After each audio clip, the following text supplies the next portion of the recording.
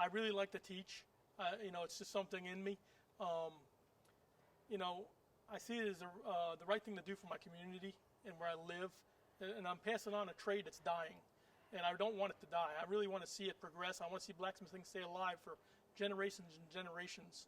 You know, and it's something that's important to me personally.